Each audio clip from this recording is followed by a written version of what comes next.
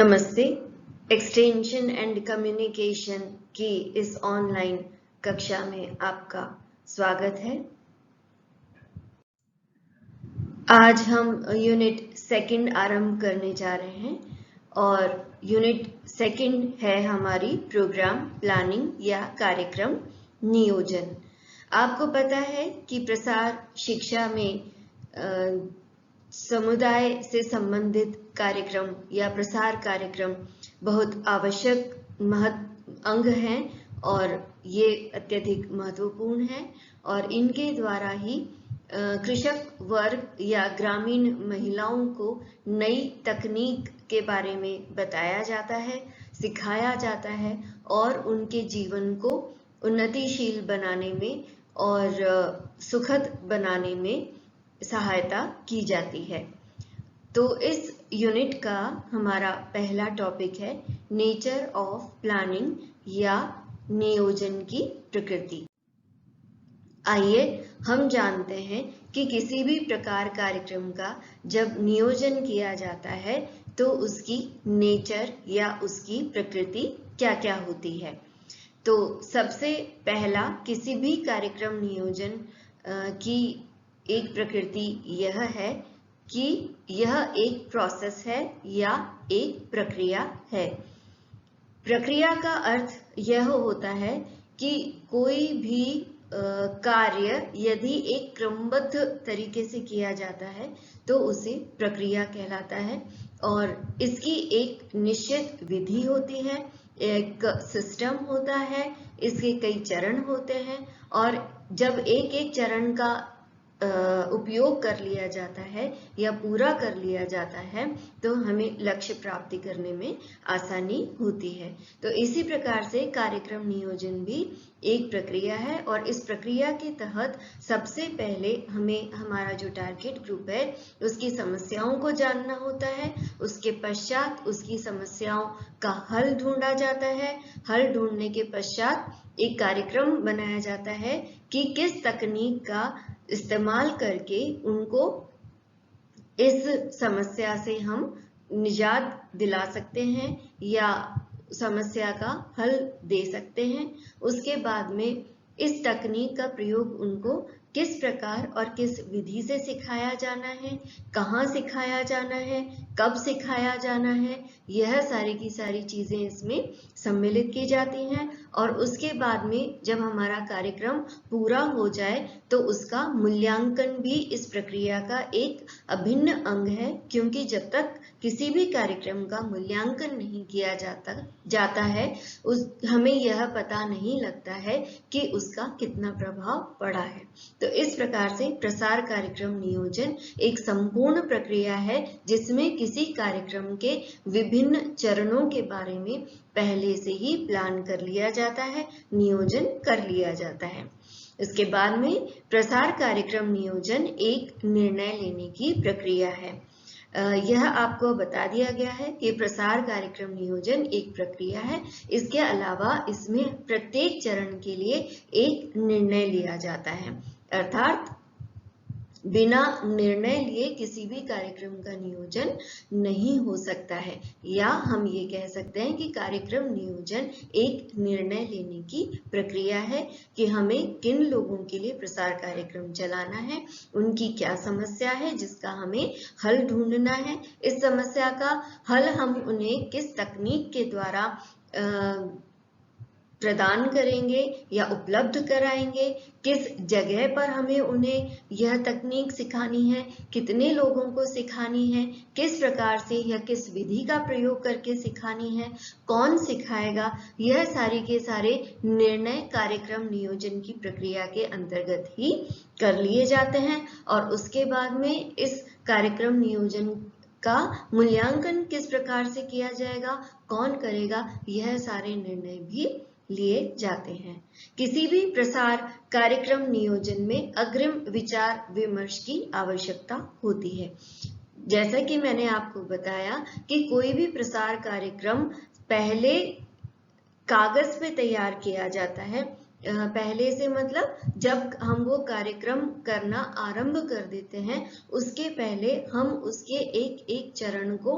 पूरी भली भांति सोच समझकर, हर परिस्थितियों को देखकर, उपलब्ध साधनों को देखकर,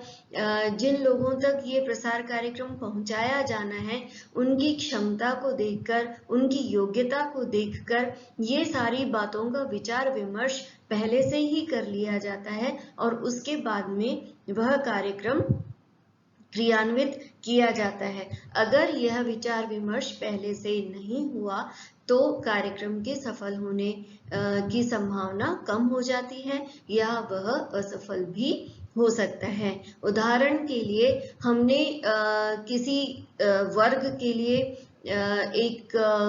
पैम्पलेट्स बांट दिए किसी तकनीक को लेकर, तो अगर वे पढ़े लिखे नहीं हैं तो वे उस पैम्पलेट्स को नहीं समझ पाएंगे, तो हमारा वह कार्यक्रम सफल नहीं होगा। इसके अलावा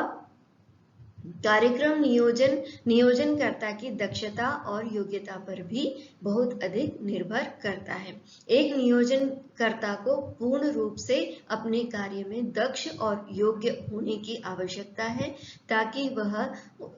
जो टारगेट ग्रुप है उनकी आवश्यकता को, उनकी समस्या को अच्छी तरह से समझ सके, उनकी रुचियों को अच्छी तरह से समझ सके, वह टारगेट ग्रुप कैसा है, किस वर्ग का है, उनके लिए किस जगह पे या किस तरह की विधि का प्रयोग करना ज्यादा सहूलियत भरा रहेगा या ज्यादा सही रहेगा। यह सारी की सारी बातें नियोजनकर्ता को पहले से ही समझ में आने की दक्षता होनी चाहिए। अगर वो पहले से परिस्थिति का सही आकलन नहीं कर पाता है तो वह कार्यक्रम का नियोजन भी भली भांति नहीं कर पाएगा और वह कार्यक्रम असफल होने का अंदेशा रहेगा। पांचवा पॉइंट है, कोई भी प्रसार कार्यक्रम नियोजन किसी एक विचार के इर्द गिर्द बुना जाता है। किसी एक विचार का अर्थ यह है कि हमें ग्रामीण एरिया में या रूरल एरिया में जो उदाहरण के लिए उनके जो खेती के उत्पाद हैं या फसल है, अगर वह खराब हो जाती है उचित रख रखाव के अभाव में, तो हम जो भी एक कार्यक्रम नियोजन करते हैं तो उसका सारा ध्यान इन्हीं बातों पर होगा कि किस प्रकार से वह अपनी फसल को अच्छी तरह से संग्रहित करके या उसके रख रखाव के लिए नवीन तकनीकी का उपयोग करके या उपलब्ध साधनों का उपयोग करके किस तरह से वो संग्रहित करें कि वह कम से कम मात्रा में खराब हो और उसका अधिक से अधिक लाभ उनको या किसानों को मिल सके। तो यह पूरा कार्यक्रम जो है वह किसी एक विचार के इर्द गिर्द बनाया जाता है। प्रसार कार्यक्रम जो है वह एक सामाजिक प्रक्रिया है। सामाजिक प्रक्रिया का मतलब यह है कि यह किसी एक व्यक्ति से मतलब नहीं रखता है। इसमें पूरा एक समूह होता है, पूरा एक गांव कह सकते हैं, पूरा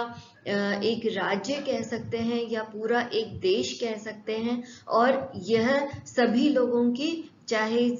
वो संगठन हो ऊपर के स्तर पे या जमीनी स्तर पर जिन लोगों के लिए यह कार्यक्रम तैयार किया जा रहा है, उनकी एक मिली जुली प्रक्रिया है। आपको ध्यान होगा कि कुछ समय पहले खुले में शौच से मुक्त गांव करने की एक प्रधानमंत्री के द्वारा एक स्कीम या कार्यक्रम चलाया गया था और उस कार्यक्रम के तहत पूरे देश के हर गांव को खुले में शौच से मुक्त करने की कोशिश की गई थी और इसके लिए पर्याप्त साधनों, प्रचार प्रसार, सोशल मीडिया